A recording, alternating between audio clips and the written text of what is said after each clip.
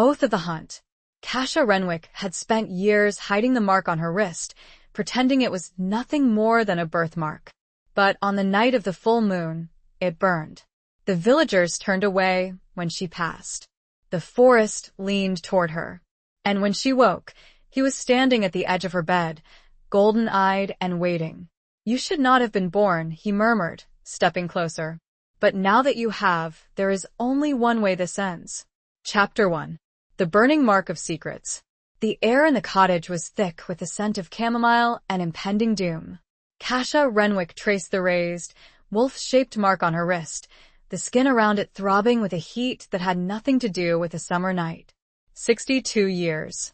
62 years she'd lived with this blemish, this birthmark, as her mother had so desperately called it before she died, leaving Kasha alone with the whispers and the sideways glances of the villagers of Havenwood. Havenwood, a misnomer if ever there was one. Nestled deep within the Blackwood Forest, it was a place of clinging secrets and ancient, unspoken laws. Laws Kasha had always instinctively obeyed, even without understanding them. Stay out of the woods at night. Never speak of wolves. Never draw attention to yourself. The mark burned hotter. Kasha winced, pulling her sleeve down, a futile gesture. It felt as if the very moon, a swollen, silver eye in the inky sky, was focused solely on her. Tonight was the full moon and the longest night of the year, the solstice. A night, her mother had once whispered, her voice strained with terror, of reckoning. Kasha had long ago stopped believing in reckonings. Her life was a quiet tapestry of routine. She tended her herb garden, sold her remedies at the weekly market, always careful to avoid prolonged contact, always careful to deflect curious eyes, and lived a solitary existence in the small cottage her mother had left her. A life of quiet desperation, perhaps, but a safe one. Until tonight. The wind howled outside, a sound that was more than just wind. It was a keening, a calling, a sound that vibrated deep within her bones.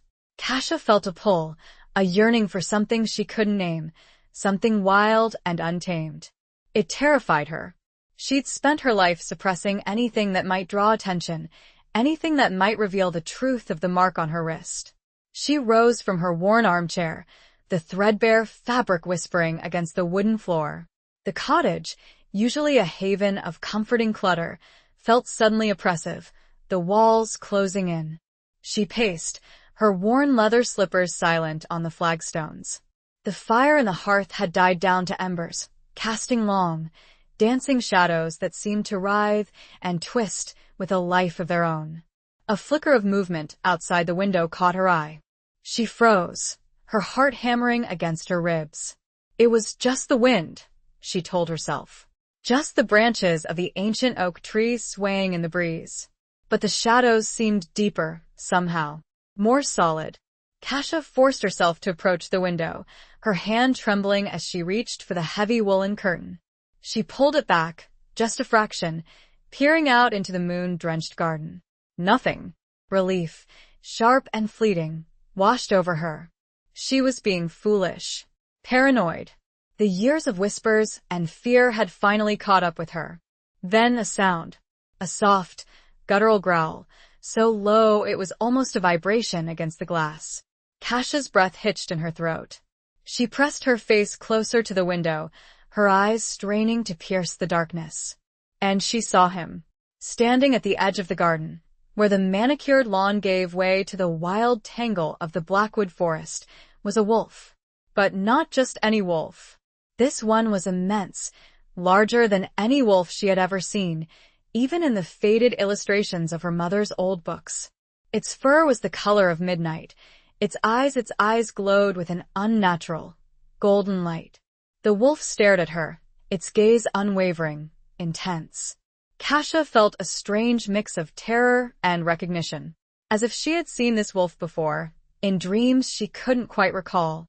The mark on her wrist pulsed, a fiery brand against her skin. The wolf took a step forward, its muscles rippling beneath its thick fur. Kasha wanted to scream, to run, to hide, but she was rooted to the spot, her body frozen in a paralysis of fear and something she couldn't quite define. The wolf tilted its head, a strangely human gesture. And then, it did something that shattered the last vestiges of Kash's carefully constructed world. It shifted. The transformation was both terrifying and mesmerizing. The wolf's form shimmered, blurred, and then, in its place, stood a man. He was tall and powerfully built, his shoulders broad, his muscles defined beneath a simple, dark tunic and trousers. His hair was as black as the wolf's fur, falling in thick waves around his face. And his eyes, those eyes still glowed with that same unearthly golden light. He stared at Kasha, his expression unreadable. The silence stretched, thick and heavy with unspoken tension. Finally, he spoke, his voice a low, resonant rumble that seemed to vibrate through the very foundations of the cottage. "You should not have been born," he murmured, his voice laced with a sorrow that was as deep and ancient as the forest itself. He took a step closer, the moonlight glinting off the silver ring on his left hand, a ring that bore the same wolf's head design as the mark on her wrist. Kasha's mind reeled. She wanted to speak, to demand answers, but her voice was trapped in her throat. He continued, his gaze never leaving hers. "But now that you have, there is only one way this ends." He moved with a fluid grace that belied his size, closing the distance between them until he was standing just outside the window, his presence filling her vision, his scent a heady mix of pine needles, damp earth, and something wilder, something untamed flooding her senses. She felt a strange pull towards him, a magnetic force that defied all logic, all reason. What would he do? Chapter 2. Whispers in the Shadowed Village. The morning light, weak and filtered through the perpetual mist that clung to Havenwood, did little to dispel the night's unsettling encounter. Kasha had barely slept, tossing and turning in her bed. The image of the wolf man, his golden eyes and sorrowful voice, seared into her mind. The mark on her wrist, though no longer burning, felt strangely alive. A constant, throbbing reminder of the night's impossible events. She rose, her body stiff and aching, and moved through her morning routine with a mechanical precision born of habit. She brewed chamomile tea, the familiar scent a small comfort in the face of the overwhelming unknown.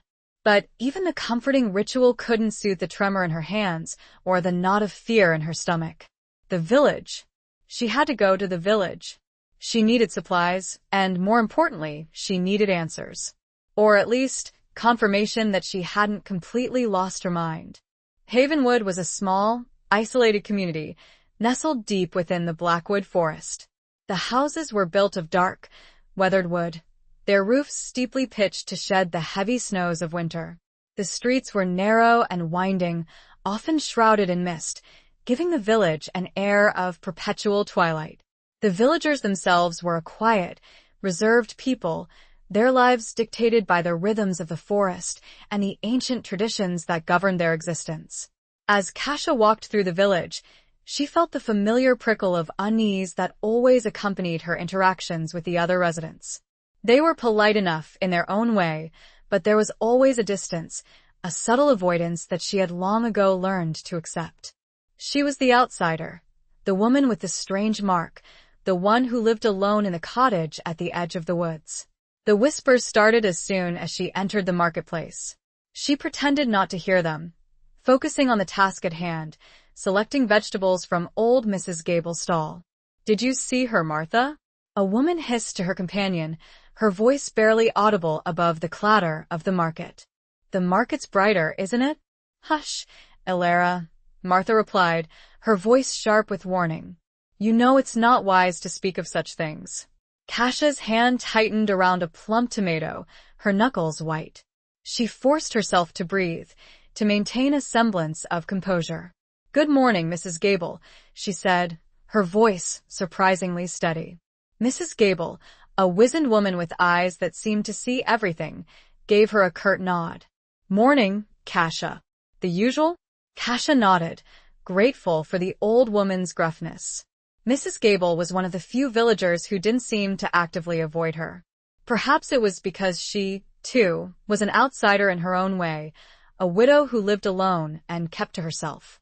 As Mrs. Gable weighed her purchases, Kasia glanced around the marketplace, trying to catch snippets of conversation. She heard the words wolf, moon, and curse whispered repeatedly, always just out of earshot. She paid for her goods and moved on, her heart heavy with dread. The whispers followed her, a constant, suffocating presence. At the apothecary's stall, she hesitated. She needed valerian root, a powerful sedative that might help her sleep, but the apothecary, Mr. Silas, was one of the most openly hostile villagers. He was a tall, gaunt man with a perpetually sour expression, and he had always treated Kasia with thinly veiled contempt.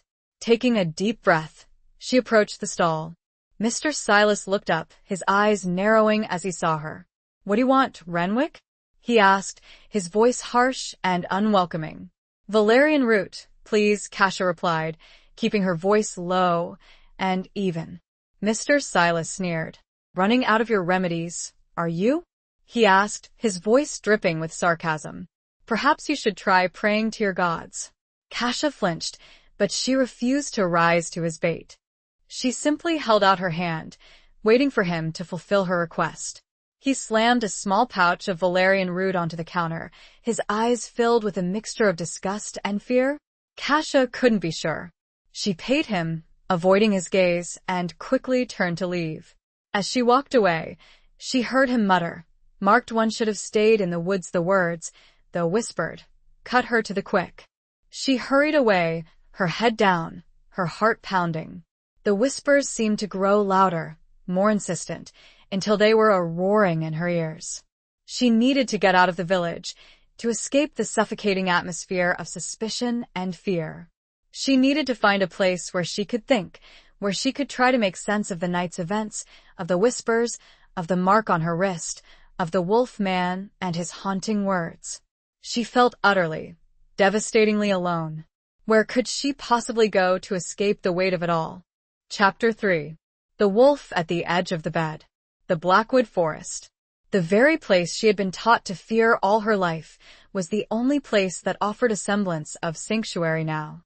Kasia hurried along the overgrown path, the trees closing in around her, their branches laced together like skeletal fingers. The air was cooler here, damp and heavy with the scent of pine and decaying leaves. The sounds of the village faded behind her, replaced by the rustling of leaves, the chirping of birds, and the occasional snap of a twig underfoot.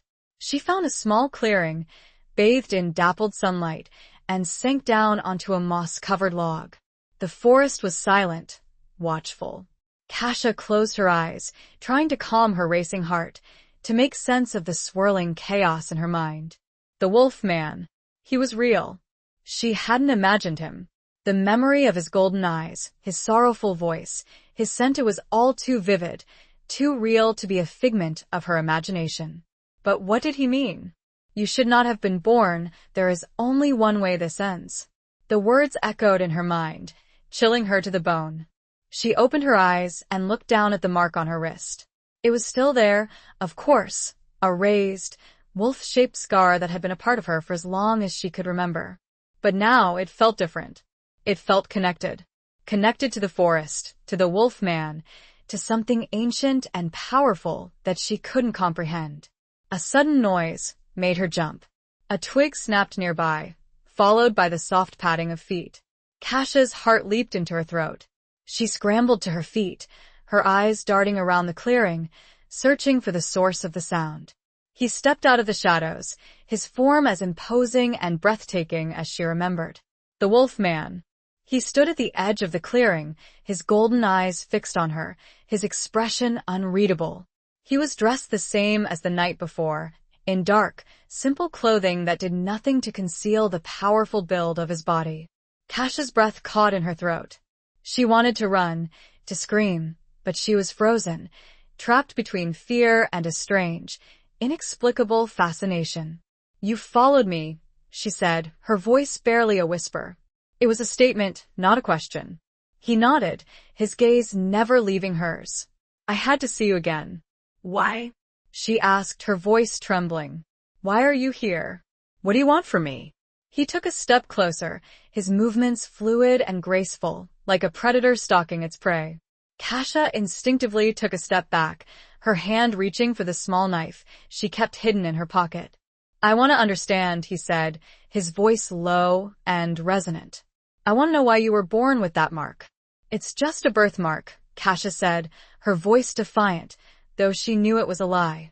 It means nothing. He shook his head. It means everything. It's the mark of the Lupins, the ancient werewolves of the Blackwood Forest. It's a mark of our bloodline. A bloodline that was supposed to have ended centuries ago. Kasha stared at him, her mind reeling. Werewolves? It was a myth, a legend, a story told to frighten children. It couldn't be real. You're lying, she said, but her voice lacked conviction. He smiled, a sad, wistful smile that didn't reach his eyes. I wish I were.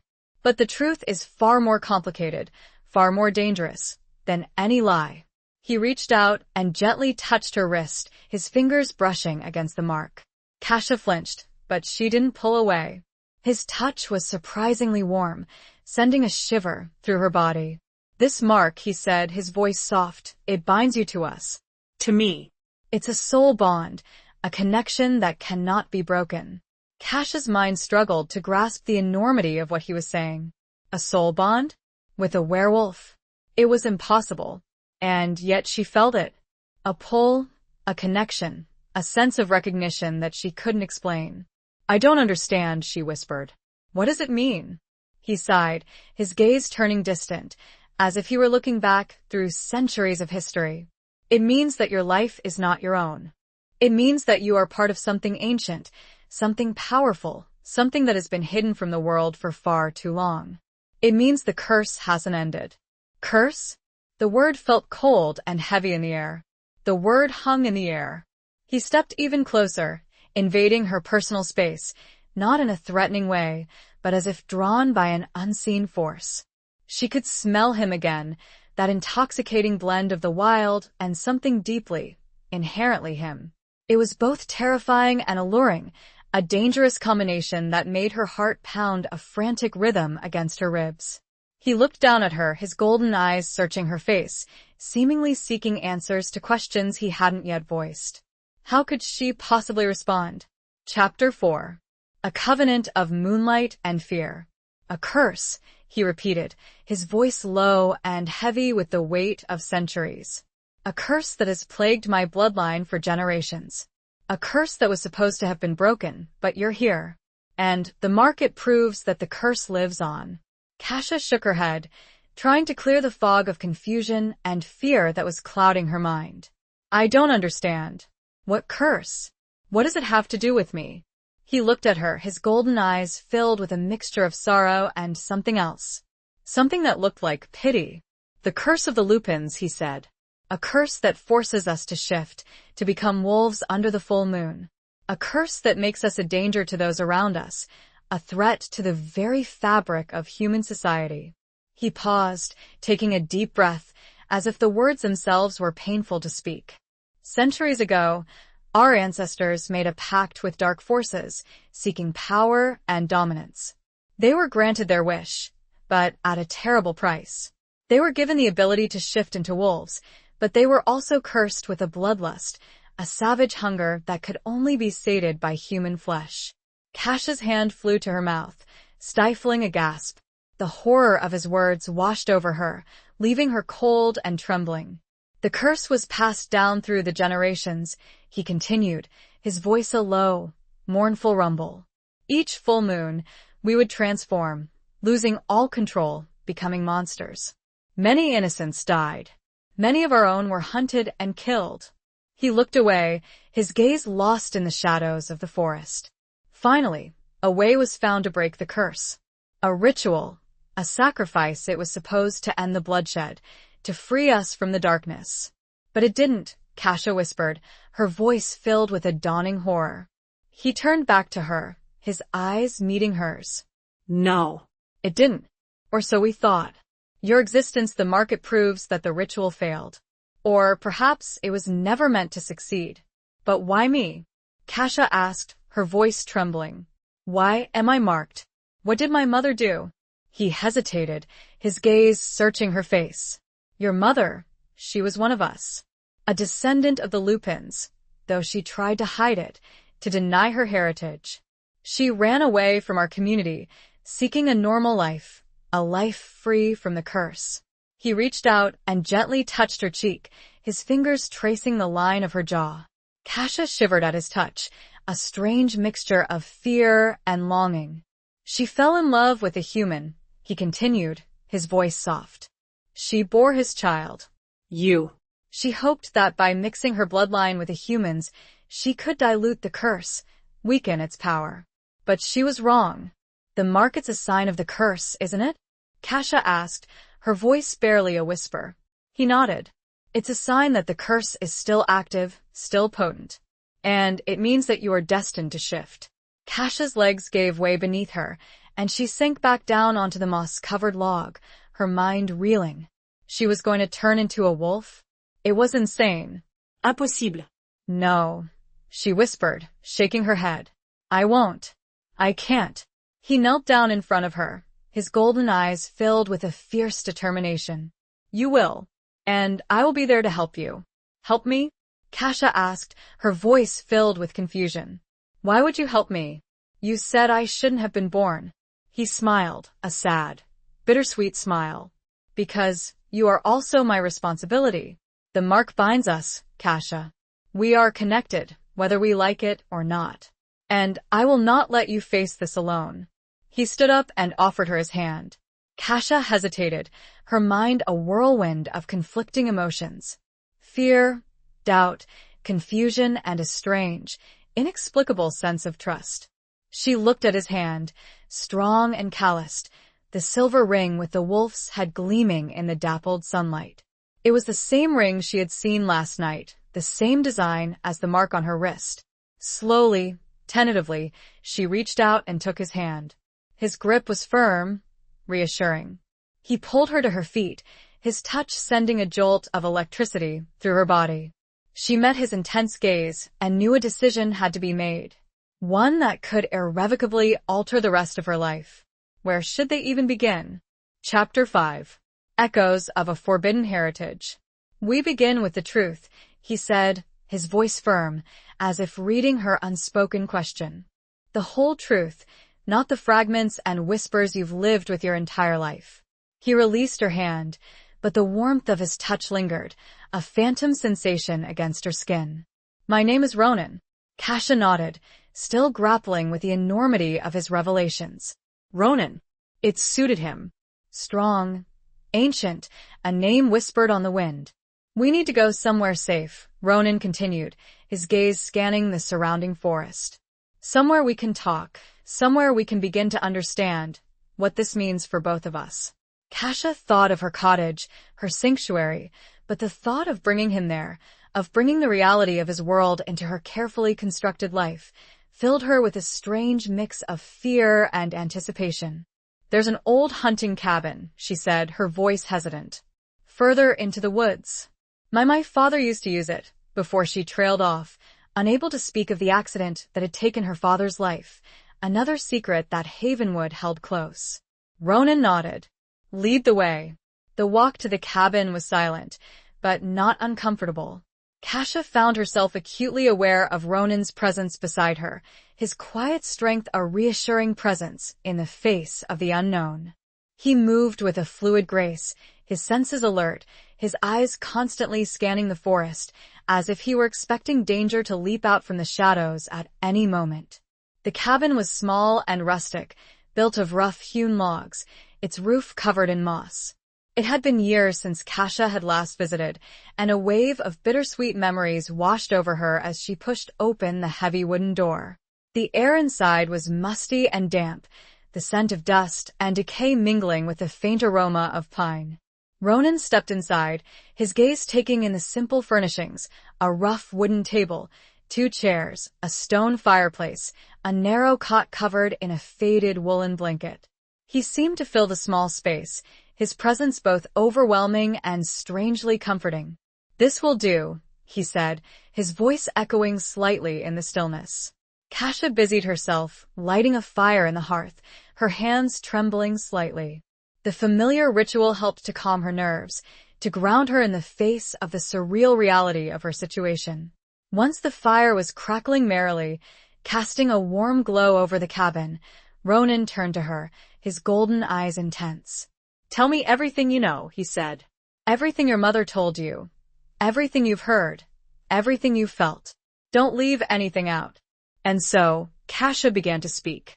She told him about the whispers, the sideways glances, the fear that had permeated her entire life. She told him about her mother's cryptic warnings, her desperate attempts to shield her from the truth, her insistence that the mark was just a birthmark. She told him about the dreams, the recurring nightmares of wolves and darkness, and a feeling of being hunted. As she spoke, Ronan listened intently, his gaze never leaving her face. He asked questions, probing, insightful questions that forced her to confront memories she had long suppressed, feelings she had tried to ignore. "Your mother knew," he said, when she had finished. "She knew the truth, and she tried to protect you from it. But she couldn't change your destiny." "But why didn't she tell me?" Kasha asked, her voice filled with a mixture of anger and grief. "Why did she leave me so unprepared?" Ronan sighed. "She was afraid. Afraid of what you would become. Afraid of what we would do to you. She thought she could keep you safe by keeping you ignorant." He paused, his gaze turning thoughtful. "But ignorance is not protection. It's a cage. And now, that cage has been broken."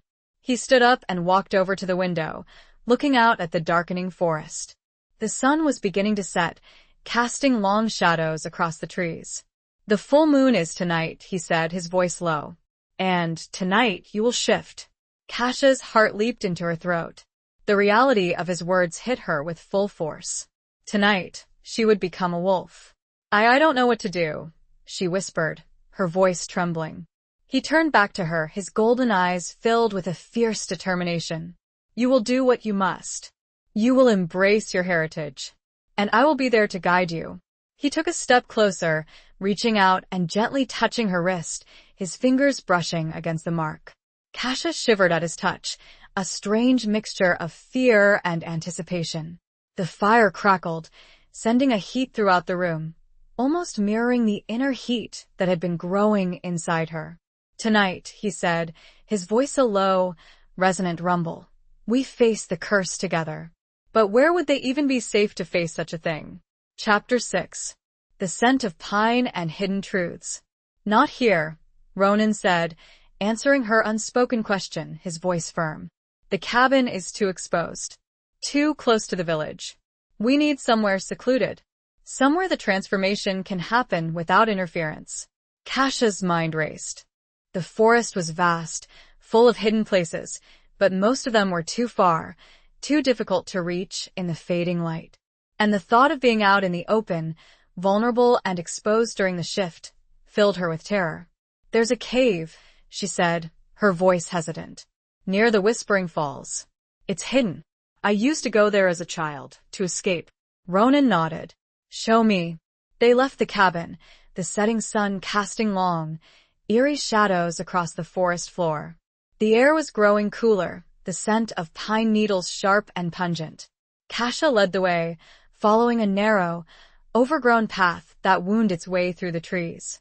She felt a strange sense of familiarity, of returning to a place she had once known intimately, but had long since abandoned.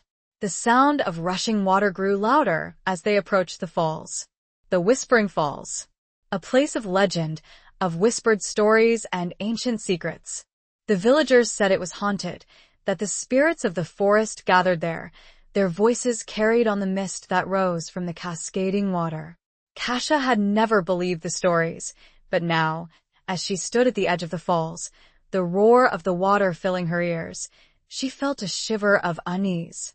The place felt different, charged with an energy she couldn't explain. Ronan stood beside her, his gaze fixed on the cascading water. He seemed unaffected by the eerie atmosphere, his presence calm and reassuring. "The cave?" he asked, his voice barely audible above the roar of the falls. Kasha pointed to a narrow opening in the cliff face, hidden behind a curtain of cascading water. It was almost invisible, unless you knew where to look. "It's small," she said, her voice doubtful. "But it's dry. And safe." Ronan nodded. "It will do." They made their way to the cave, the spray from the falls drenching them to the skin. The entrance was narrow, forcing them to crawl on their hands and knees. Inside, the cave was small and cramped, the air damp and cool. But it was dry, and the roar of the falls was muffled, creating a strange sense of isolation, of being cut off from the world. Ronan lit a small fire, using tinder and flint he had carried with him. The flames flickered, casting dancing shadows on the cave walls, revealing the rough, uneven surface of the rock. "We have a few hours," he said, his voice echoing slightly in the confined space. "Before the moon reaches its zenith." Kasha sat down on the cold, damp floor of the cave, her back against the rock wall. She wrapped her arms around herself, trying to ward off the chill that was seeping into her bones. "What will happen?" she asked, her voice trembling. "When I shift." Ronan sat down opposite her, his golden eyes fixed on her face. "It will be intense," he said, his voice gentle. "Painful. But it will also be exhilarating. You will feel a power you've never felt before, a connection to the wild, to the ancient spirit of the wolf." He paused, his gaze searching her face. "It will be frightening," he continued. "You will lose control. Your instincts will take over. But I will be there. I will guide you. I will help you through it." Kasha looked at him, her eyes filled with a mixture of fear and trust. She had known this man for less than a day, and yet she felt a connection to him, a bond that defied all logic, all reason. "Why are you doing this?" she asked, her voice barely a whisper. "Why are you helping me?" He smiled, a sad, wistful smile that didn't reach his eyes. "Because I have to," he said. "Because the mark binds us, Kasha. We are connected, whether we like it or not. And because I see something in you, something that reminds me of her." "Her?" Kasha asked, her voice curious. He hesitated, his gaze turning distant. "My sister," he said, his voice low. "She was like you. Marked. Destined to shift. But she didn't survive the first transformation." Kasha's heart ached for him. She could see the pain in his eyes, the grief that he had carried for so long. "I'm sorry," she whispered. He shook his head. "It was a long time ago," he said. "But I made a vow. A vow to protect those who are marked, to help them survive the curse. And I will not break that vow." He reached out and took her hand, his grip firm and reassuring. Kasha's heart skipped a beat. The warmth of his touch spread through her body, chasing away the chill. "Tonight," he said, his voice a low, resonant rumble, "we face our destiny together." Outside the hidden cave, night began its final descent. What would the transformation truly entail?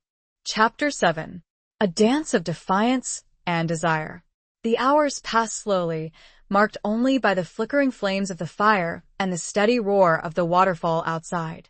Kasha and Ronan spoke little, their silence filled with a shared anticipation, a sense of impending change that hung heavy in the air.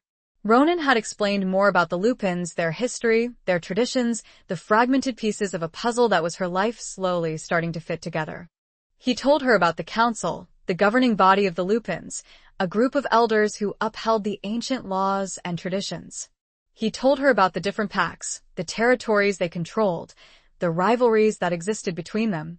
He told her about the hunters, humans who knew of their existence and sought to destroy them. "They believe we are monsters," he said, his voice laced with bitterness. "That we are a threat to their way of life. And perhaps they are right." Kasha looked at him, her eyes searching his face. She saw no monster in him, only a man burdened by a curse he hadn't asked for, a man trying to do what was right, to protect those he cared about. As the moon rose higher in the sky, Kasha felt a change within her. A restlessness, a growing tension in her muscles, a heightened awareness of her surroundings. The scent of Ronan, the pine and earth and that underlying wildness, became more intense, filling her senses, stirring something deep within her. "It's starting," Ronan said, his voice low, his golden eyes fixed on her. Kasha nodded, her heart pounding in her chest.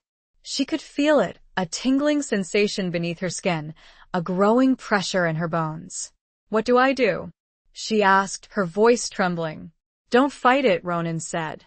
"Let it happen. Embrace the change. Let your instincts guide you."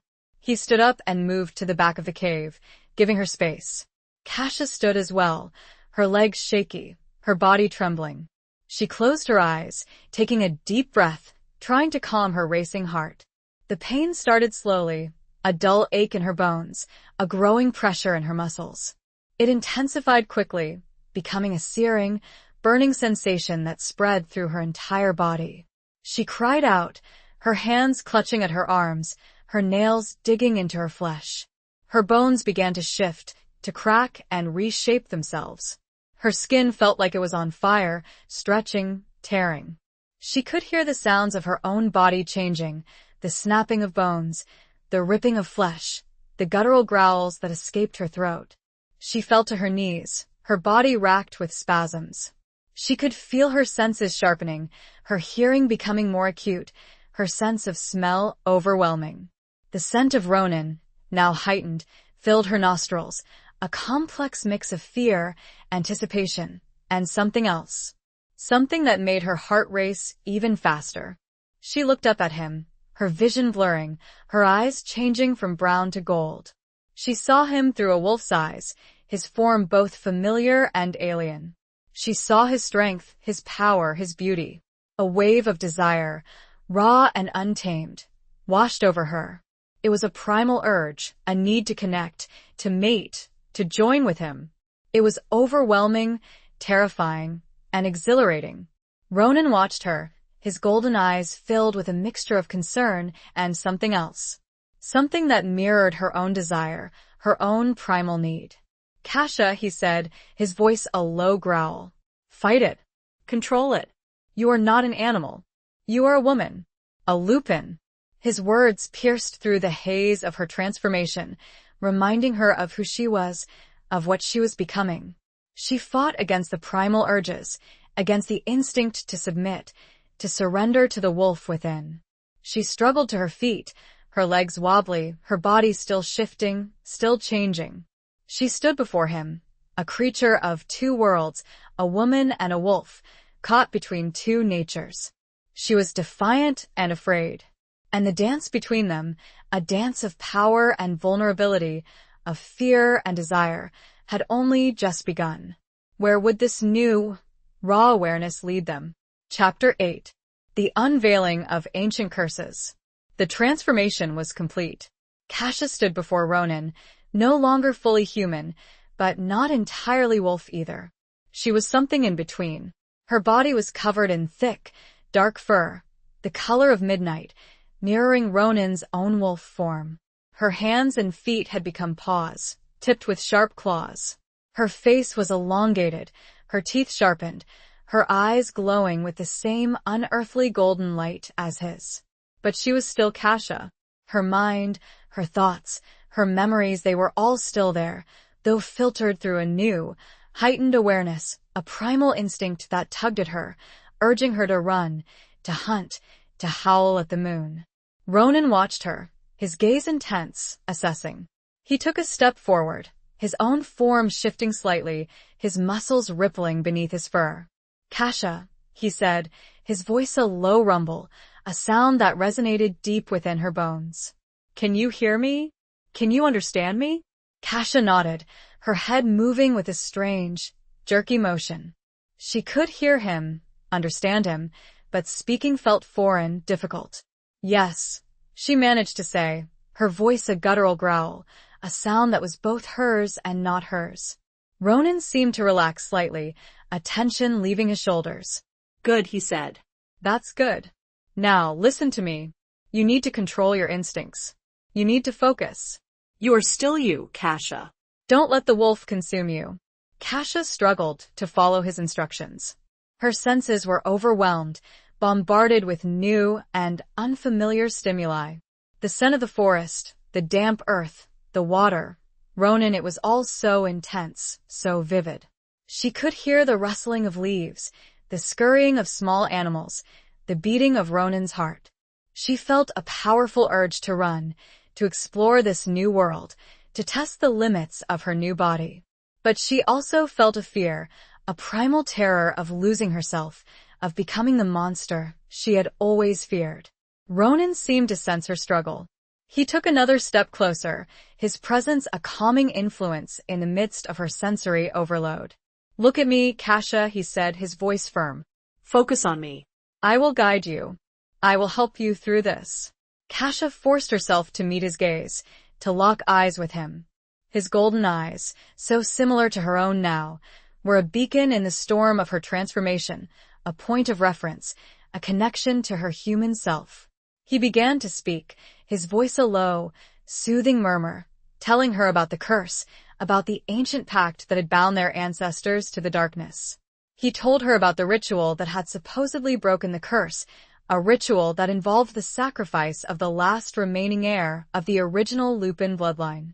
They believed that by ending the line, they could end the curse, Ronan said. But they were wrong. The curse was not tied to the bloodline alone. It was tied to something else. Something deeper, something more ancient. He paused, his gaze turning distant, as if he were looking back through centuries of history. There were whispers, he continued, of a prophecy. A prophecy that spoke of a marked one, a descendant of the original bloodline who would be born under a full moon on the solstice, a child who would either break the curse once and for all, or unleash its full power upon the world. Kasha stared at him, her mind reeling. The prophecy, it was about her. She was the marked one, the one who held the fate of the Lupins and perhaps the world in her hands. But what does it mean? She asked, her voice a strained growl. How can I break the curse? Or unleash it? Ronan shook his head. "I don't know," he said. The prophecy is vague, fragmented. The details have been lost to time. But I believe that the key lies in understanding the original pact, the terms of the agreement that was made with the dark forces. He reached out and gently touched her muzzle, his touch sending a shiver through her body. Kasha leaned into his touch, seeking comfort, reassurance. "We need to find out more," he said. "We need to uncover the truth about the curse, about the prophecy, about your destiny." He paused, meeting her gaze with his compelling stare. "And we must be careful," he added grimly, "because there are those who would seek to use you, to control you, to exploit the power of the curse for their own ends." The cave felt suddenly colder, the implications chilling. Who could be trusted in this new, dangerous reality?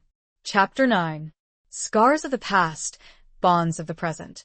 The first rays of dawn filtered through the narrow opening of the cave, painting the interior with a soft, ethereal light. Kasha was human again, the transformation reversed, leaving her exhausted, sore, and emotionally drained. The memory of the shift, the raw power, the primal instincts, lingered in her mind, a vivid and unsettling reminder of her new reality.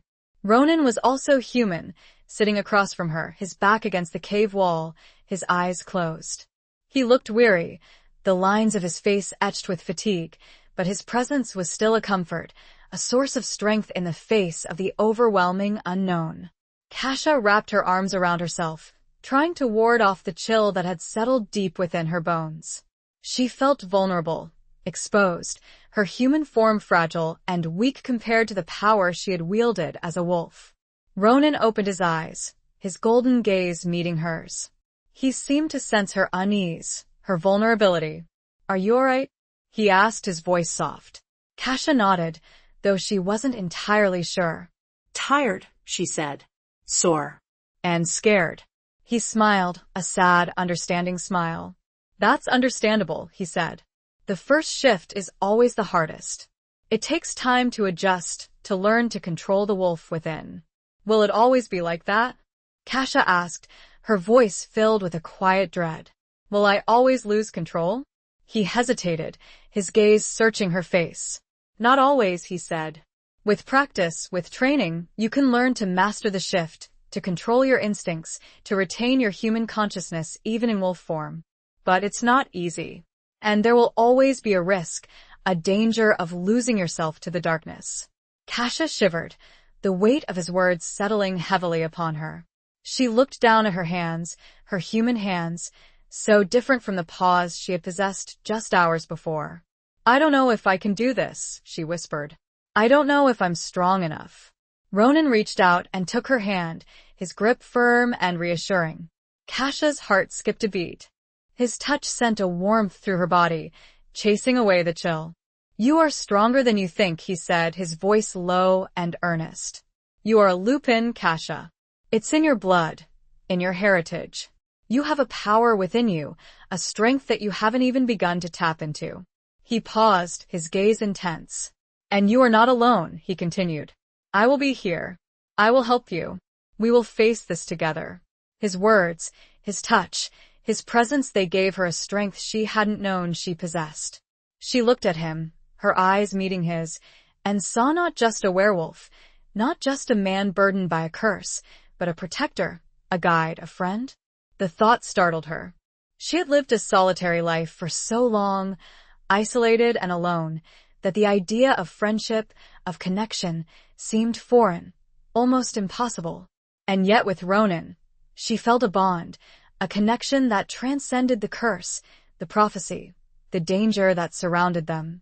"Thank you," she whispered, her voice filled with a sincerity she hadn't realized she felt so deeply.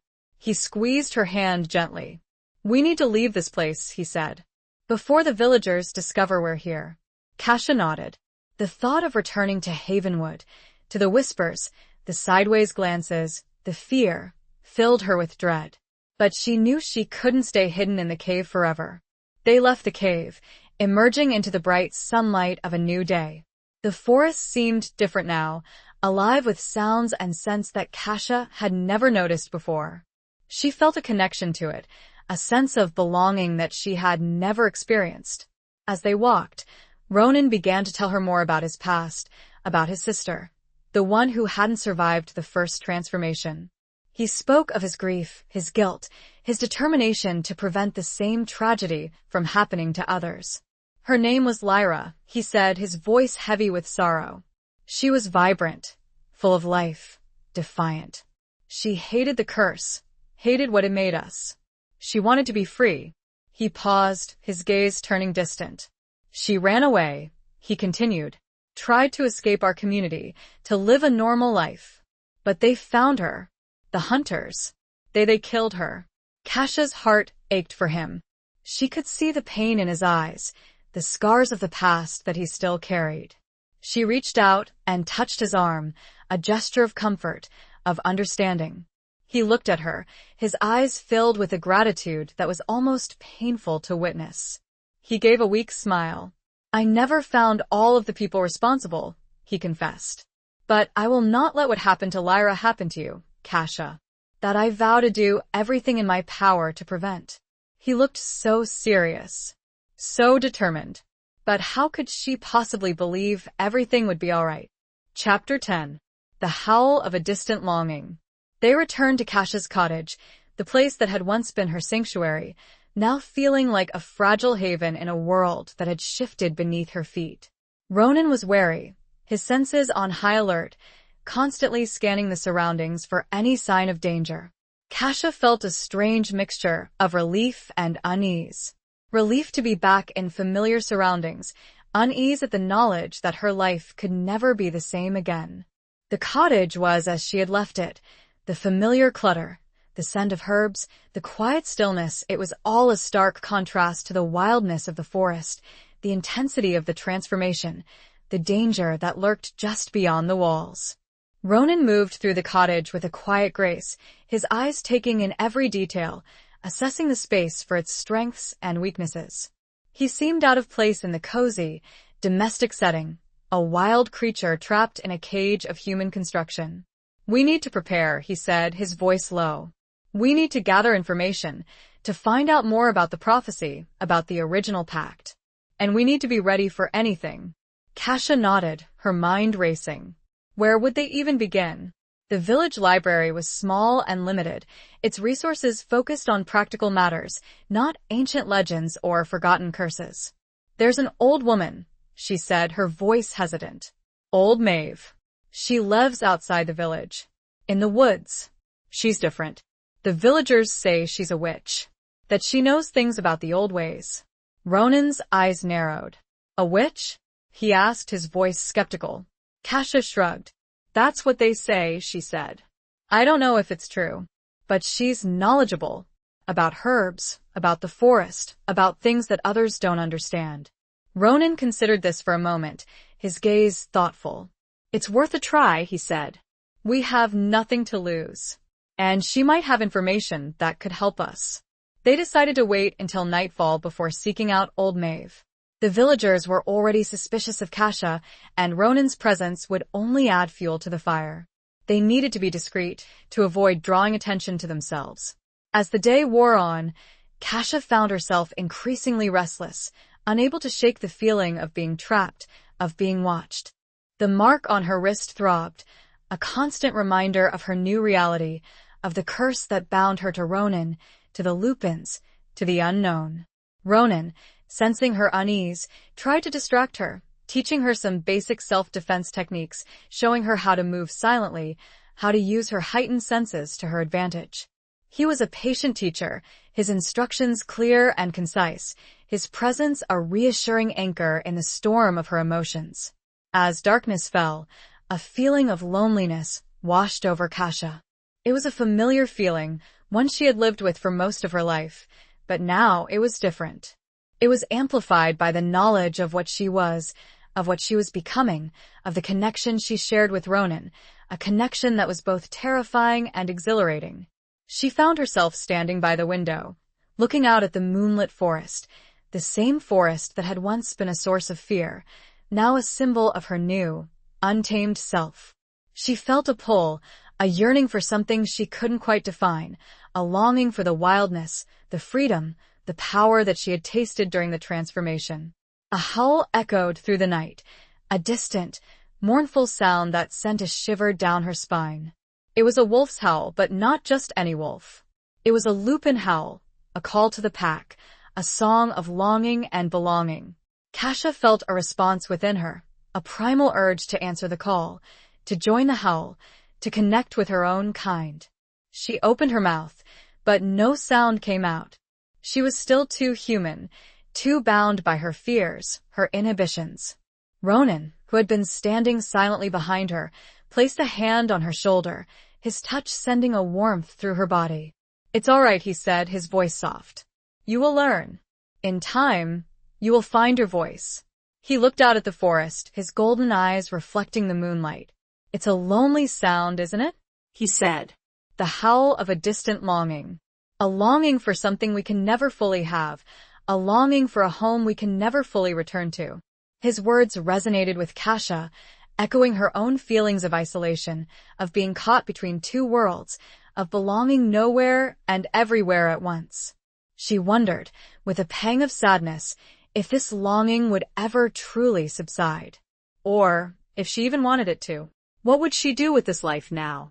Chapter 11. Trails of Blood and Betrayal. The journey to Old Maeve's dwelling was fraught with a tension that was almost palpable. The moon, though not full, still cast an eerie glow upon the blackwood forest, illuminating the twisting path with a silvery light. Kasha walked slightly ahead, her senses heightened, her newly acquired Lupin instincts making her acutely aware of every rustle in the undergrowth, every snap of a twig. Ronan followed closely behind, his presence a silent, watchful reassurance. They moved like shadows, avoiding the main paths, sticking to the dense undergrowth, their footsteps muffled by the soft earth. The air was thick with the scent of pine and damp earth, and the night was alive with the sounds of nocturnal creatures. She lives deep in the woods, Kasha whispered, her voice barely audible above the rustling leaves. Beyond the Whispering Falls, near the old burial grounds. Ronan nodded, his golden eyes scanning the surroundings. Burial grounds? He asked, his voice low. Are they Lupin? Kasha shook her head. No, she said. Older. Much older. The villagers say they belong to the first people. The ones who lived here before the village, before the Lupins. Ronan's brow furrowed. The first people? he murmured. I've heard whispers of them, legends. But I thought they were just stories. Kasha shrugged. Perhaps, she said. But old Maeve, she seems to know things. Things that others have forgotten. They continued their journey in silence, the weight of the unknown pressing down on them. Kasha felt a growing unease, a sense of foreboding that she couldn't shake. The forest seemed to be watching them, waiting for them. As they approached the burial grounds, the air grew colder, a chill that had nothing to do with the night air. The trees here were ancient, their branches gnarled and twisted, their roots reaching deep into the earth. The ground was uneven, covered in moss and decaying leaves, and the air was thick with the scent of something else. Something metallic, something feral. Kasha stopped, her hand flying to her nose. Do you smell that? She asked, her voice strained. Ronan nodded, his eyes narrowed, his nostrils flaring. Blood, he said, his voice grim. Fresh blood. They moved forward cautiously, their senses on high alert. The scent grew stronger, leading them towards a small clearing, bathed in the eerie moonlight. And then they saw it. A scene of carnage. The clearing was littered with bodies, the bodies of wolves. Not just any wolves, but lupins. Kasha recognized some of them, members of a neighboring pack, the ones who had howled the night before. Their bodies were torn and mangled, their fur matted with blood, their eyes staring blankly at the sky. Kasha gasped, her hand flying to her mouth, stifling a cry of horror. Ronan stood beside her, his face a mask of fury, his golden eyes blazing with a cold fire. Hunters, he said, his voice a low growl, his fists clenched. They must have been ambushed. But Kasha was staring at something else. Something that sent a shiver of dread down her spine. Among the bodies, she saw a familiar symbol, a mark carved into the flesh of one of the wolves, a mark that she recognized all too well. It was the same symbol that was branded onto her own wrist, the wolf's head, but this one was different. It was defiled, crossed out with a jagged line, a symbol of hatred, of rejection. Ronan, she whispered, her voice trembling. Look. Ronan followed her gaze, his eyes widening in horror. He knelt down beside the body, his fingers tracing the defiled mark. This is not the work of hunters, he said, his voice low and dangerous. This is something else. Something internal. He stood up, his gaze sweeping across the clearing, his eyes filled with a mixture of grief and rage. Betrayal, he murmured. Someone within our own ranks, someone who wants to see us destroyed. Someone who is working with the hunters, or worse. He stared back at the carnage, at the bodies of his kind. The question hung in the air, heavy and chilling. Who among them could be capable of such a horrific act? Chapter 12. Sanctuary in the heart of the storm. The discovery of the massacre had shaken Kasha to her core. The brutality of the scene, the defiled mark, the realization that the threat came not just from the outside, but from within, it was almost too much to bear. Ronan, though outwardly composed, radiated a barely contained fury, a cold determination that both frightened and reassured her. They couldn't stay at the clearing. It was too dangerous, too exposed. And the scent of blood, the lingering aura of death, was overwhelming. Ronan, after a grim survey of the area, declared they needed to move, and quickly. We can't go back to your cottage, he said, his voice low. Not yet. It's too risky. They might be watching you. Kasha nodded, her mind racing. Where could they go? Where could they be safe? The thought of old Maeve, of her supposed knowledge of the old ways, offered a glimmer of hope, but the journey there now seemed even more perilous. There's a hidden place, she said, her voice hesitant. Near the Whispering Falls, beyond the cave we used before. A sanctuary. My father used to take me there, when I was a child. It's protected. Ronan's eyes narrowed. Protected? How? Kasha shrugged. I don't know, she said. It's just a feeling. A sense of peace. Of being hidden. My father said it was a place of power, a place where the veil between worlds was thin.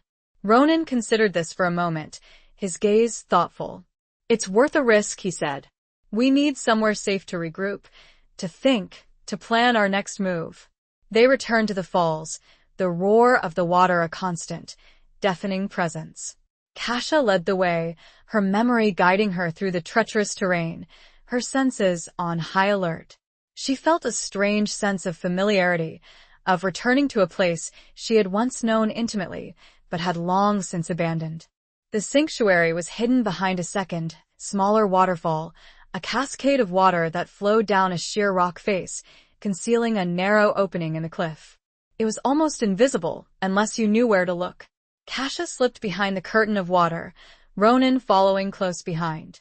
They emerged into a small, hidden grotto, bathed in a soft, ethereal light that filtered through the cascading water. The air here was different, warmer, calmer, and the roar of the falls was muffled, creating a sense of tranquility, of being cut off from the world. The grotto was small, but beautiful. The walls were covered in moss and ferns, and a small pool of crystal-clear water shimmered in the center, reflecting the light like 1,000 tiny stars. The air was thick with the scent of water and earth, and a sense of peace, of ancient power, permeated the space. Kasha sank down onto the soft moss, her body trembling with exhaustion and relief. Ronan stood beside her, his gaze taking in the surroundings, his senses assessing the space. "This is remarkable," he said, his voice low, his usual guardedness softening slightly. "I've never seen anything like it." Kasha nodded. "My father said it was a place of healing," she said. "A place where the spirits of the forest gathered. A place where the veil between worlds was thin." Ronan looked at her, his golden eyes questioning. "Do you believe that?" he asked. Kasha shrugged. "I don't know," she said. "But I feel it. A sense of peace. Of being protected. Something ancient." Ronan sat down beside her, his presence a comforting warmth in the cool, damp air. He reached out and took her hand, his grip firm and reassuring. "We're safe here," he said, his voice soft. "For now. "We can rest, we can think, we can plan." Kasha leaned her head against his shoulder, her body relaxing slightly. She closed her eyes, letting the peace of the sanctuary wash over her, soothing her frayed nerves, calming her racing heart. "Who could have done this, Ronan?" she whispered, her voice filled with a quiet dread. "Who could have betrayed us?" Ronan sighed, his breath stirring her hair. "I don't know," he said. "But I will find out. And I will make them pay." His voice was filled with a cold fury, a determination that sent a shiver down her spine. But it was also a reassurance, a promise of protection, a vow that he would not let her down. In the heart of the storm, in the hidden sanctuary, Kasha felt a flicker of hope. A hope that they could survive this, that they could uncover the truth, that they could find a way to break the curse, to find peace. But the nagging doubt remained, a shadow in the back of her mind. Could they truly trust anyone? Chapter 13. Shattered Reflections of Trust. The sanctuary, while offering temporary respite, couldn't entirely quell the unease that gnawed at Kasha.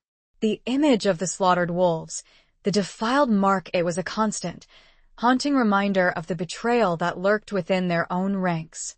Ronan, too, was restless, pacing the small grotto like a caged animal, his golden eyes constantly scanning the entrance, his senses on high alert. They had spent hours discussing the possible culprits, dissecting the relationships within the two packs, trying to identify any sign of discord, any hint of disloyalty. But the Lupin community was close-knit, their secrets guarded, their loyalties seemingly absolute. "It could be anyone," Ronan said, his voice frustrated, running a hand through his dark hair. "Someone we trust, someone we consider family." Kasha nodded, her heart heavy. The thought of betrayal by someone close was almost more painful than the threat of the hunters themselves. It shattered the foundation of trust, the sense of belonging that was so vital to the Lupins. "We need to find old Maeve," she said, her voice determined. "She might know something, she might have heard whispers, she might be able to help us." Ronan agreed, but he was wary. "We need to be careful," he said. "We don't know who we can trust. We can't risk revealing ourselves, not until we know more." They decided to wait until nightfall before venturing out again. The darkness would offer them some cover, some protection from prying eyes. As the day wore on, Kasia found herself drawn to the small pool of water in the center of the grotto. The water was crystal clear, reflecting the light like a mirror, and she saw her own reflection staring back at her, her human face framed by the moss and ferns. But it wasn't just her own reflection she saw. She saw flashes of her wolf form, the golden eyes, the dark fur, the powerful muscles the creature she had become under the full moon. She saw the fear, the exhilaration, the primal instincts, the wildness that now resided within her. She also saw Ronan, standing behind her, his reflection superimposed over hers, his golden eyes meeting hers in the mirrored surface. She saw his strength, his determination, his vulnerability. She saw the burden he carried, the responsibility he felt for her, for his pack, for the future of the Lupins. And she saw something else. Something that made her heart skip a beat. A flicker of affection? Of desire? It was fleeting, gone as quickly as it had appeared, but it left her shaken, confused. She had been so focused on the danger, on the curse, on the betrayal, that she hadn't allowed herself to consider the connection she felt with Ronan, a connection that went beyond the mark, beyond the prophecy, beyond the shared threat. Ronan, too, seemed affected by the moment, his gaze lingering on her reflection, his expression unreadable. He stepped back, breaking the spell, the silence stretching between them, thick with unspoken emotions. "We should rest," he said, his voice slightly hoarse. "We'll need our strength for tonight." Kasia nodded, turning away from the pool, her heart pounding. She found a soft patch of moss and lay down, closing her eyes, trying to calm her racing thoughts, to make sense of the confusing emotions that were swirling within her. But sleep wouldn't come. The image of Ronan's reflection, the flicker of desire in his eyes, kept replaying in her mind, a constant, tantalizing reminder of the connection they shared, a connection that was both terrifying and irresistible. The sanctuary suddenly felt less secure, the emotions within as turbulent as the world outside. Was this connection a part of the curse, or something more? Chapter 14. The Price of a Stolen Freedom. Night fell, casting the forest in deep shadows, the moon a sliver in the inky sky, offering little illumination. Kasia and Ronan left the sanctuary, their senses heightened, their movements cautious. The journey to Old Maeve's dwelling was even more perilous now, with the knowledge of the betrayal, the uncertainty of who they could trust. They moved like ghosts, silent and unseen, sticking to the deepest shadows, avoiding the main paths. The forest felt different tonight, more menacing, more watchful. Every rustle of leaves, every snap of a twig, sent a jolt of adrenaline through Kasia's veins. Ronan, ever vigilant, walked slightly ahead, his hand resting on the hilt of a knife hidden beneath his cloak. He was a protector, a warrior, his body tense and ready for anything. As they approached Old Maeve's dwelling, a small, ramshackle hut nestled deep within the woods, Kasia felt a growing sense of unease.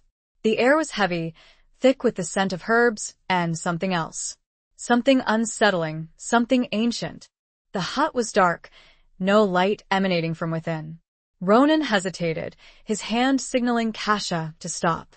He listened intently, his golden eyes scanning the surroundings. "Something's not right," he whispered, his voice barely audible. "I don't like this." Kasia nodded, her own instinct screaming at her to turn back, to run, to escape. But they had come too far, risked too much, to turn back now. They needed answers, they needed help, and Old Maeve was their only hope. Ronan cautiously approached the hut, his hand still on his knife. He pushed open the creaking wooden door, revealing the dark interior. "Maeve?" He called out, his voice low. "Are you there?" Silence. They stepped inside, their eyes slowly adjusting to the darkness. The hut was small and cluttered, filled with strange objects, dried herbs hanging from the rafters, jars filled with colorful liquids, bones and feathers scattered across the floor. The air was thick with the scent of incense and decay, and a sense of power, of ancient magic, permeated the space. And then they saw her. Old Maeve was lying on the floor, her body sprawled, her eyes staring blankly at the ceiling. She was dead. Kasia gasped, her hand flying to her mouth, stifling a cry of horror. Ronan knelt down beside the body, his face grim, his fingers gently touching the old woman's cold skin. "She's been dead for hours," he said, his voice low. "Her body is cold." He looked around the hut, his eyes searching for any sign of a struggle, any clue as to what had happened. But there was nothing. No sign of forced entry, no sign of violence, no sign of anything. "It's like she just died," Kasha whispered, her voice trembling. Ronan shook his head. "No," he said. "This is not natural. This is something else. Something dark." He stood up, his gaze sweeping across the cluttered interior, his eyes settling on a small, wooden box that sat on a table near the fireplace. The box was intricately carved, decorated with strange symbols, and it seemed to radiate a faint, unsettling energy. Ronan cautiously approached the box, his hand hovering over it. He hesitated for a moment, then lifted the lid. Inside, nestled on a bed of faded velvet, was a single, withered flower. It was a dark, purple flower, its petals curled and brittle, and it exuded a faint, sickly sweet scent. Kasha recognized it immediately. It was a moonflower, a rare and poisonous plant that bloomed only under the full moon, a plant that was said to possess powerful magical properties. "What is it?" Ronan asked, his voice low. "It's a moonflower," Kasha said, her voice trembling. "It's poisonous." "Deadly." Ronan looked at the flower, his eyes narrowed. "So, she was poisoned," he said. "But by whom? "And why?"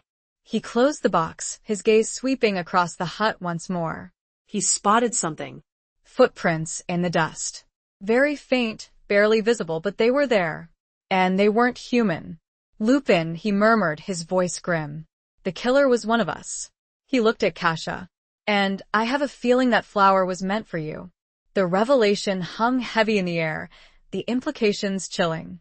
Kasha was the target, and the killer was not only among them, but knew enough to get to Old May first. The price of her stolen freedom, of her very existence, was becoming increasingly clear. And increasingly deadly. Where could they possibly turn now? Chapter 15. Whispers among the ancient stones. The death of Old Maeve had left Kasha and Ronan reeling. The discovery that she had been poisoned, that the moonflower was likely intended for Kasha, and that the killer was a Lupin, it was a devastating blow, a confirmation of their worst fears. They had left the hut, returning to the sanctuary, the weight of the unknown pressing down on them. "We're running out of options," Ronan said, his voice frustrated, pacing the small grotto. "We need to find out who is behind this, who is betraying us, before it's too late." Kasha nodded, her mind racing. She thought of the burial grounds, the ancient stones, the whispers of the first people. It was a long shot, a desperate gamble, but she felt a pull, a strange intuition that the answers they sought might be found there. "The burial grounds," she said, her voice hesitant. "The ones near Old Maeve's hut. The ones belonging to the first people." Ronan stopped pacing, his golden eyes questioning. "What about them?" "I don't know," Kasha said. "It's just a feeling. A sense that they might hold some answers. Old Maeve knew things about the old ways, about the first people. Maybe there's something there, something that can help us." Ronan considered this for a moment, his gaze thoughtful. "It's risky," he said. "Exposed. But we're running out of time. And we have nothing to lose." They decided to go at dawn, when the forest was still shrouded in mist, offering them some cover. They spent the remaining hours of the night in silence, each lost in their own thoughts, their own fears, their own hopes. As the first rays of light filtered through the cascading water, Kasha and Ronan left the sanctuary, their senses on high alert. The forest seemed to hold its breath, waiting for them, watching them. They reached the burial grounds, the ancient stones looming out of the mist like silent sentinels. The air was cold, heavy with the scent of damp earth and decaying leaves, and a sense of ancient power, of forgotten secrets, permeated the space. The stones were tall and weathered, covered in moss and lichen, their surfaces carved with strange symbols, symbols that Kasha didn't recognize, symbols that seemed to vibrate with a faint, unsettling energy. Ronan moved among the stones, his hand tracing the carvings, his golden eyes searching for any clue, any sign, any hint of an answer. Kasha stood beside him, her own senses heightened, her intuition guiding her. She felt a pull, a strange attraction to one particular stone, a tall, slender monolith that stood at the center of the burial grounds. The stone was different from the others, its surface smoother, its carvings more intricate, and it seemed to radiate a faint, warm energy. Kasha approached the stone, her hand reaching out to touch it. As her fingers brushed against the cold, smooth surface, a jolt of energy surged through her body, a wave of images, of sensations, of whispers. She saw flashes of the past, of a time long ago, when the first people lived in harmony with the forest, when the wolves were their brothers, their protectors. She saw a pact being made, a covenant between the first people and the wolves, a promise of mutual respect, of shared power. She saw the arrival of the outsiders, the ones who would become the villagers of Havenwood, the ones who feared the forest, who feared the wolves, who sought to dominate, to control. She saw the conflict, the bloodshed, the betrayal. She saw the creation of the curse, a desperate attempt by the first people to protect themselves, to punish the outsiders, to drive them away. She saw the ritual, the sacrifice, the binding of the wolves to the darkness. And she saw something else, something that made her heart stop. She saw a familiar face, a face she had seen in the reflection of the pool, a face she had trusted, a face she had desired. Ronan's face. But it wasn't Ronan. Not exactly. It was an ancestor. A Lupin from centuries ago, the one who had made the pact with the first people, the one who had been cursed, the one who Kasha gasped, pulling her hand away from the stone, her body trembling, her mind reeling. The images faded, the whisper subsided, leaving her with a devastating truth, a truth that shattered her world, a truth that threatened to destroy everything she had come to believe. The whispers among the stones seemed to morph into a horrified question. Was Ronan truly who he claimed to be? Chapter 16. A pact sealed in moonlight. The revelation had hit Kasha like a physical blow, leaving her breathless, disoriented, her trust in Ronan shattered into a million pieces. The image of his ancestor, the one who had made the pact, the one who had been cursed, it was too vivid, too real to be a coincidence. Ronan, sensing her distress, rushed to her side, his golden eyes filled with concern. Kasha? What is it? What did you see? Kasha couldn't speak, couldn't form the words, couldn't bring herself to accuse him, to confront him with the devastating truth she had glimpsed. She stumbled back, away from him, her eyes wide with fear, with betrayal, with heartbreak. Ronan followed her, his expression confused, his voice urgent. Kasha, talk to me. What's wrong? She shook her head, tears welling in her eyes, her body trembling. She wanted to scream, to rage, to demand answers, but her voice was trapped in her throat, choked by the weight of her emotions. He reached out to her, his hand hovering in the air, his touch hesitant, uncertain. Kasha flinched away from him, unable to bear his touch, unable to reconcile the image of the man she had trusted, the man she had desired, with the image of his cursed ancestor. Don't touch me, she whispered, her voice broken, her heart shattering into 1,000 pieces. Ronan's face fell, his expression a mixture of confusion and hurt. Kasha, what's happened? Why are you looking at me like that? She couldn't hold it in any longer. The words burst from her, a torrent of pain, of betrayal, of accusation. I saw you, she cried, her voice raw with emotion. In the stone. I saw your ancestor, the one who made the pact, the one who was cursed. You lied to me. Ronan's eyes widened, his expression shifting from confusion to understanding. He stared at her, his golden eyes searching her face, his gaze intense. You saw the first pact, he said, his voice low, his words measured. You saw Alaric. Kasha nodded, tears streaming down her face, her body shaking with sobs. Ronan sighed, his shoulders slumping, his gaze turning distant. He looked away, his eyes fixed on the ancient stones, the silent witnesses to centuries of history, of betrayal, of heartbreak. "It's a long story, Kasha," he said, his voice heavy with sorrow. "A story I never wanted to tell you. A story I was forbidden to tell you." He turned back to her, his golden eyes meeting hers, his gaze filled with a mixture of regret and resignation. "My ancestor, Alaric, he was the leader of the Lupins centuries ago," he began, his voice a low rumble. "He made a pact with the First People, a pact of mutual respect, of shared power. But the pact was broken. By humans. By the ancestors of the villagers." He paused, his gaze searching her face, his expression pained. "The humans, they feared us," he continued. "They feared our power, our connection to the forest. They betrayed us. They slaughtered the First People. They hunted us. They drove us to the brink of extinction." Alaric, in his desperation, sought a way to protect his people, Ronan said, his voice filled with a quiet intensity. "He turned to dark magic, to the ancient powers of the forest. He made a new pact. A pact with the darkness. A pact that gave us the power to shift, to become wolves, but at a terrible price. The curse." He looked at Kasha, his eyes filled with a deep sorrow. "The curse was meant to be a weapon," he said. "A way to punish the humans, to drive them away. But it had backfired. It consumed us. It made us monsters. And it has haunted my bloodline for generations."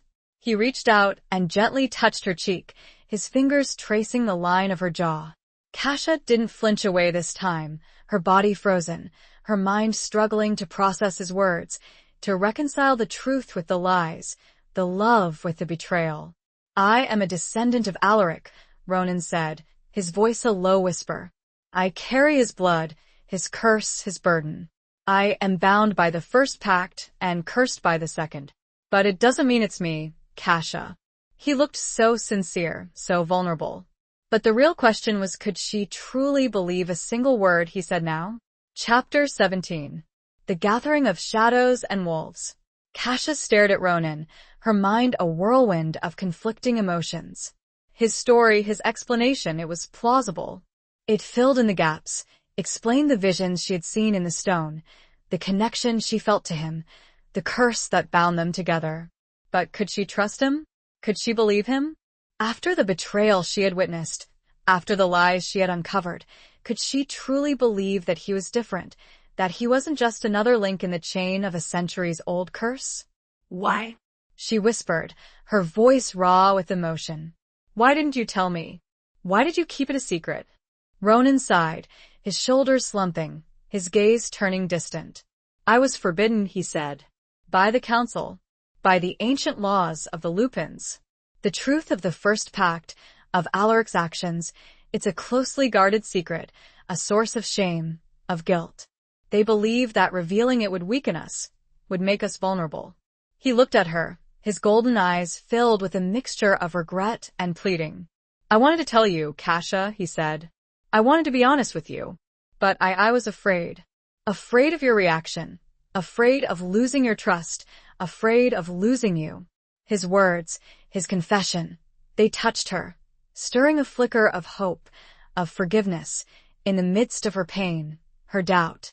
She saw the sincerity in his eyes, the vulnerability in his expression, the burden he carried, the weight of his ancestry, of his responsibility.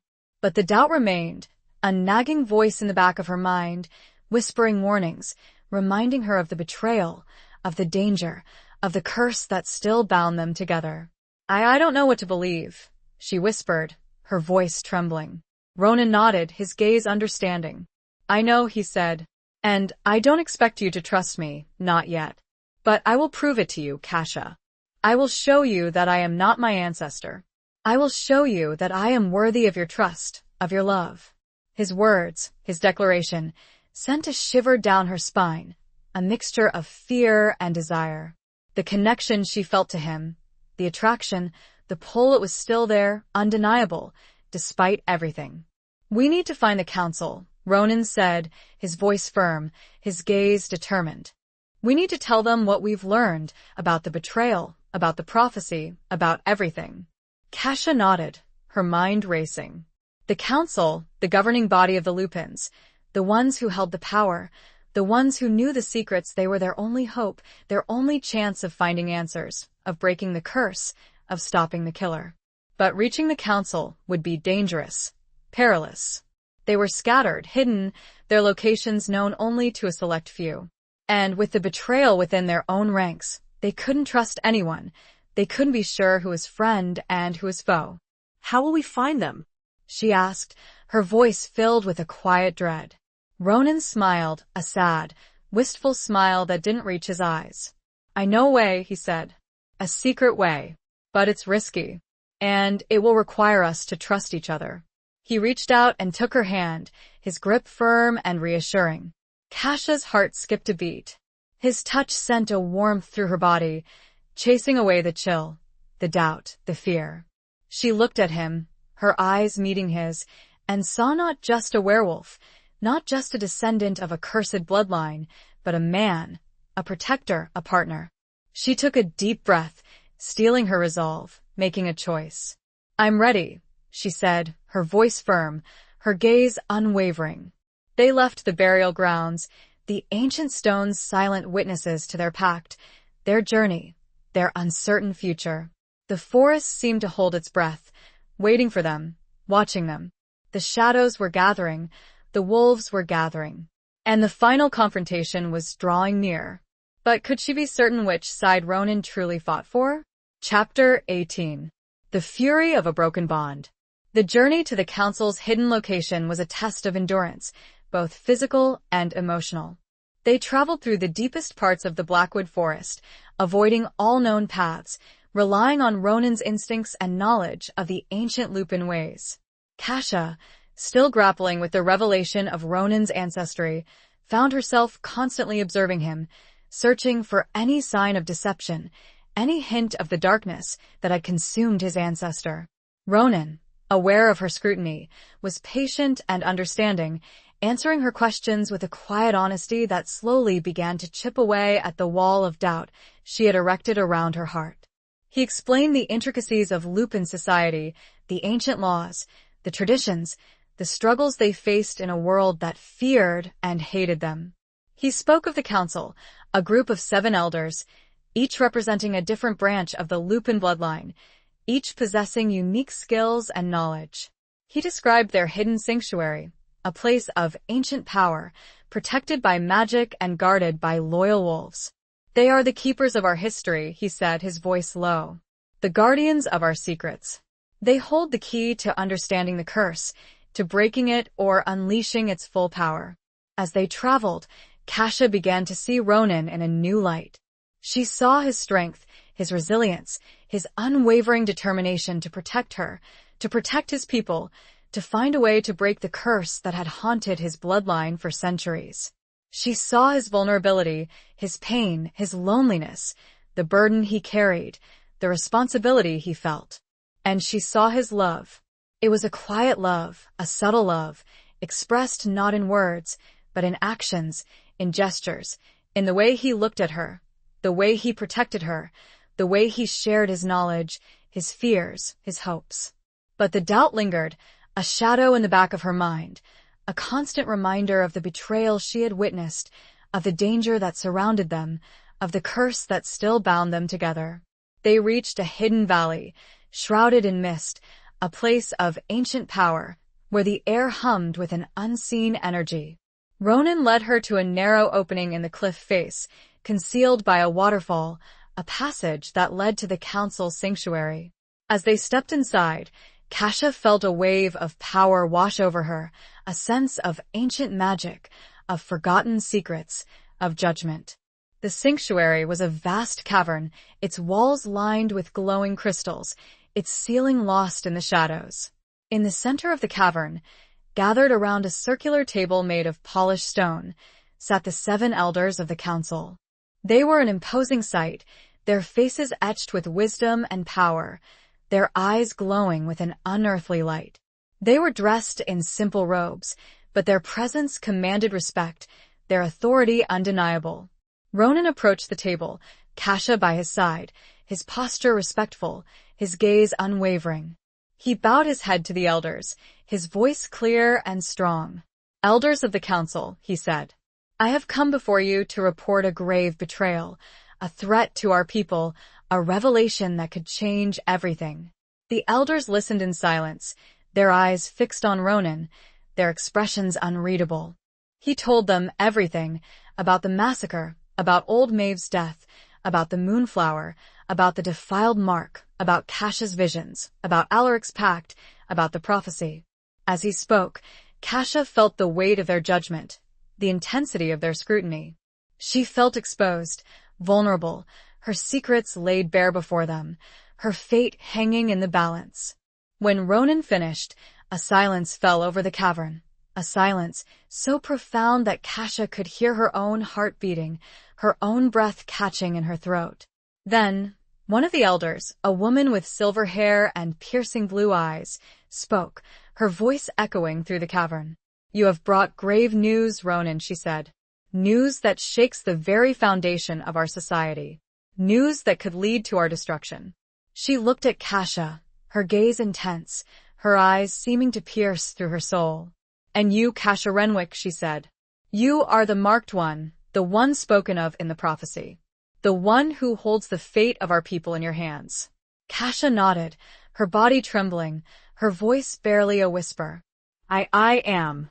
The elder turned back to Ronan, her expression grim.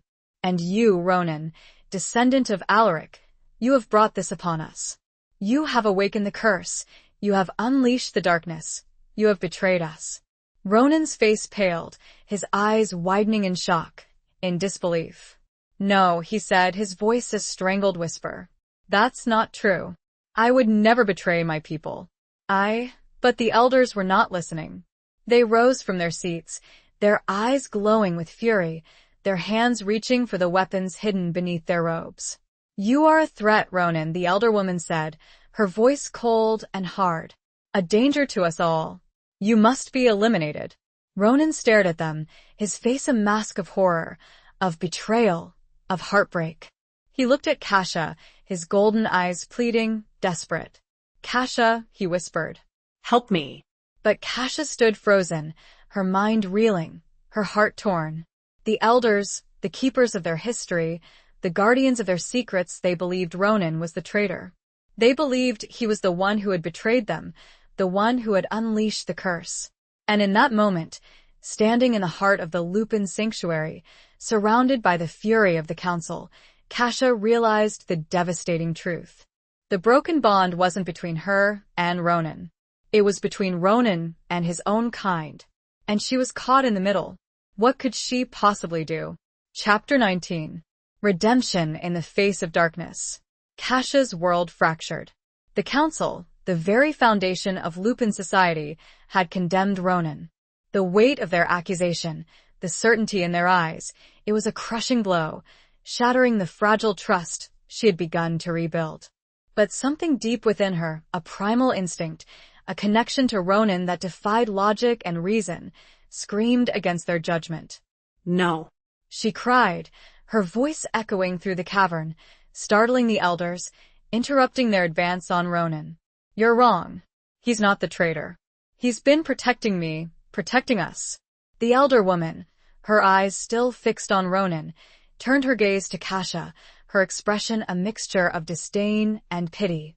"You are blinded by your bond, marked one," she said, her voice cold. "You cannot see the truth. He is a descendant of Alaric, the one who cursed us all. He carries the darkness within him. That doesn't make him a traitor." Kasha retorted, her voice rising in defiance. "He's been fighting the curse, fighting for his people, fighting for me." She stepped forward, placing herself between Ronan and the elders, a shield against their wrath, a testament to her belief in him, a desperate gamble to save him, to save them both. Ronan looked at her, his golden eyes filled with a mixture of gratitude and despair. He knew the council's judgment was absolute, their power undeniable. He knew that her defiance was futile, that she was risking her own life for him. "Kasha," he whispered, his voice strained. "Don't." "It's not worth it. They won't listen." But Kasha refused to back down. She stood her ground, her gaze unwavering, her heart pounding in her chest. She had seen the truth, not just in the ancient stones, but in Ronan's actions, in his words, in his eyes. She had felt his love, his loyalty, his unwavering determination to protect her, to protect his people. "I saw the visions," she said, her voice clear and strong, addressing the elders. "I saw the first pact, the betrayal, the curse. But I also saw something else. I saw Alaric's regret, his sorrow, his desperate attempt to save his people. And I saw Ronan, fighting against that legacy, fighting against the darkness, fighting for a better future."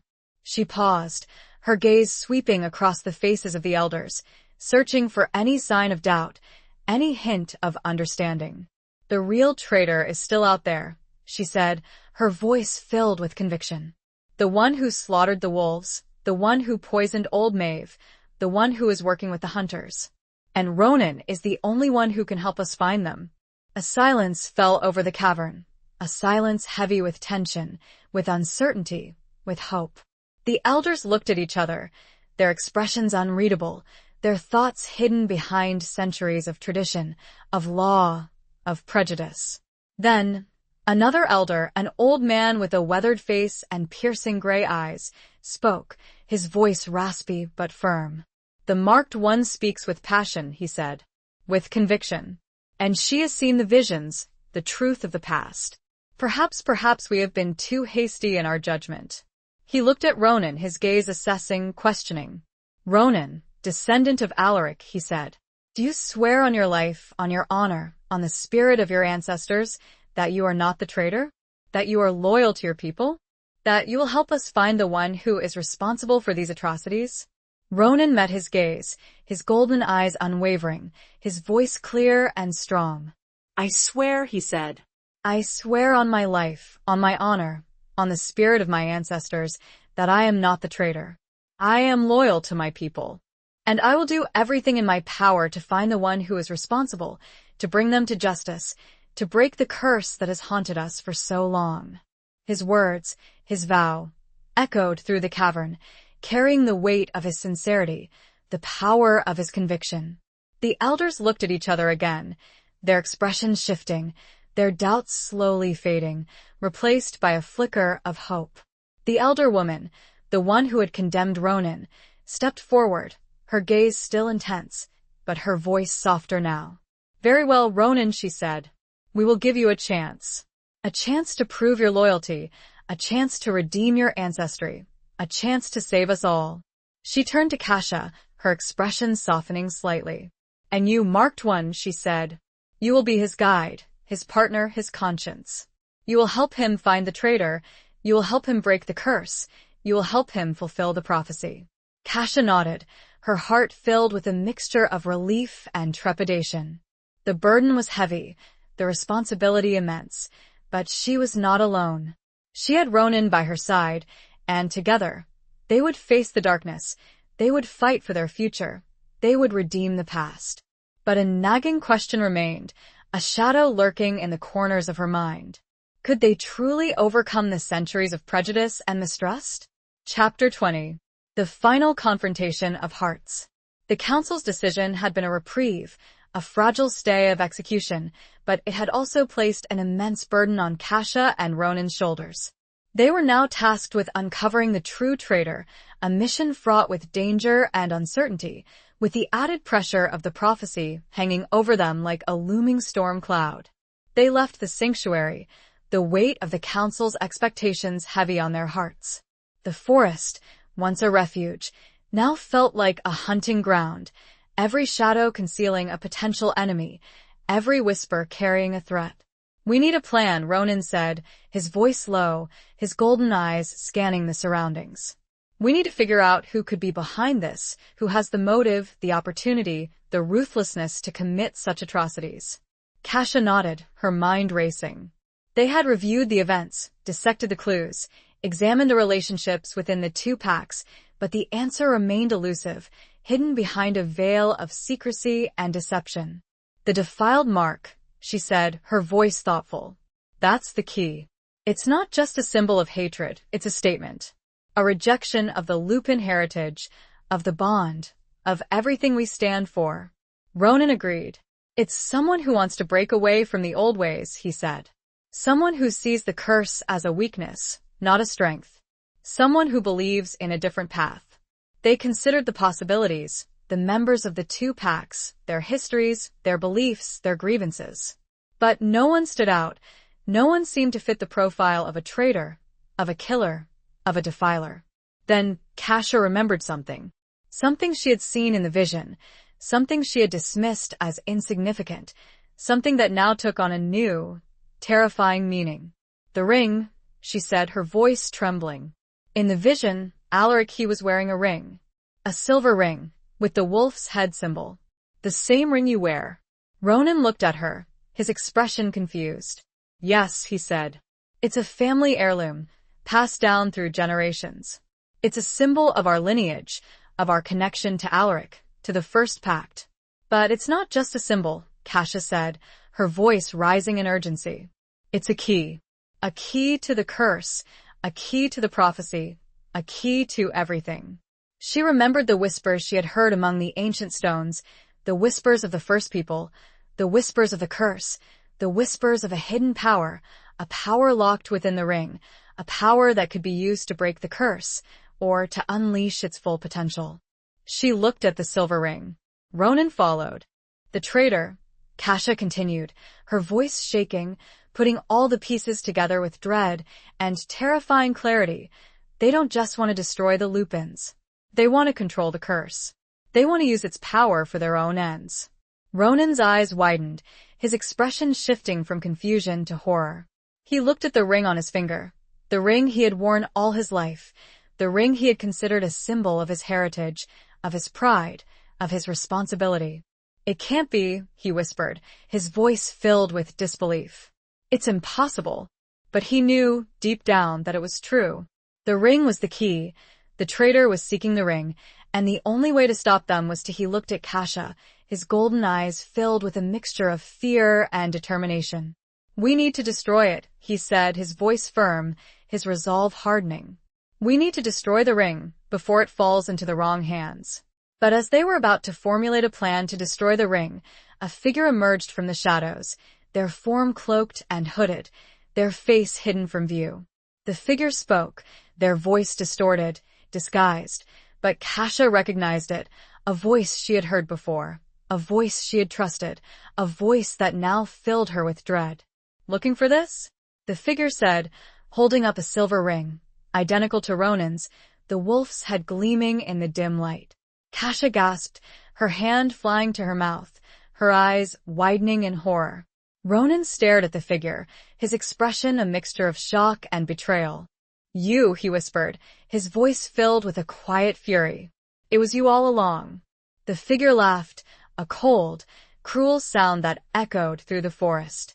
Yes, Ronan, they said. It was me. And now, the power of the curse will be mine. The figure lunged at Ronan, their movements swift and deadly, their intent clear. They wanted the ring, they wanted the power, they wanted everything. Ronan, caught off guard, struggled to defend himself, his own ring clashing against the traitor's, the sound of metal on metal echoing through the forest. The figure pushed Ronan back, and the ring fell from his hand. It was closer to Kasha. Kasha and Ronan locked eyes. This was it. The final confrontation. The final battle. The final choice. A choice between love and duty, between trust and betrayal, between redemption and darkness. Who would prevail? Epilogue. The clash had been brutal, a whirlwind of fury and desperation. Kasha, acting on instinct, had snatched up Ronan's fallen ring just as the cloaked figure lunged for it. The figure, revealed to be Elder Lycus, the one who had seemed most sympathetic to their plight, had turned on them with a ferocity fueled by centuries of resentment and a twisted desire to control the curse's power. He craved the ability to shift at will, to be free of the moon's dictates, and he believed the combined power of the two rings would grant him that control. Ronan, fueled by a righteous anger and the need to protect Kasha, had fought with a strength he hadn't known he possessed. The battle had raged through the forest, a dance of shadows and claws, of desperation and determination. Kasha, holding both rings, felt their power surging through her, a chaotic energy that threatened to overwhelm her. She understood, in that moment, the true danger of the rings, the seductive allure of their power, the potential for destruction they held. Lycus, consumed by his ambition, had underestimated Kasha's own growing power, her connection to the ancient magic of the forest, her bond with Ronan. In a final, desperate move, as Lycus cornered Ronan, Kasha had channeled all her energy, all her will, into the two rings, not to wield their power, but to destroy it. A blinding flash of light had erupted, followed by a deafening roar. The rings, unable to contain the conflicting energies, had shattered, their power dissipating into the forest, the ancient magic returning to its source. Lycus, stripped of his ambition, his power broken, had been easily subdued by Ronan, his twisted dream of control reduced to ashes. The aftermath was a time of healing, of rebuilding, of reckoning. The council, humbled by their near destruction, had acknowledged their error in judgment, their prejudice against Ronan. Lycus had been stripped of his rank, his betrayal a stark reminder of the darkness that could lurk even within the most trusted circles. Ronan, no longer burdened by the suspicion of his ancestry, had been embraced by the Lupins, his courage and loyalty finally recognized. He had become a leader, a guide, a symbol of hope for a future free from the shadows of the past. Kasha, the marked one, the one who had held the fate of the Lupins in her hands, had chosen a different path. The destruction of the rings had not entirely broken the curse, but it had weakened it, making the transformations less violent, more controllable. She had discovered that the true key to mastering the curse was not power, but balance, a harmony between the human and the wolf, a connection to the ancient magic of the forest. She had become a teacher, a healer, a guide for those who struggled with their dual nature, helping them to embrace their heritage, to find peace within themselves, to live in harmony with the world around them. And she had found love, a love that had been tested by betrayal, by fear, by doubt, but had emerged stronger, deeper, more resilient. A love that was not bound by curses or prophecies, but by choice, by trust, by a shared journey of redemption and hope. Kasha and Ronan stood together on the cliff overlooking the valley, the moon, no longer a symbol of fear, but a beacon of hope, bathing the forest in its silvery light. They were no longer defined by the curse, but by their choices, their actions, their love. They were free. They embraced, two souls connected. The end.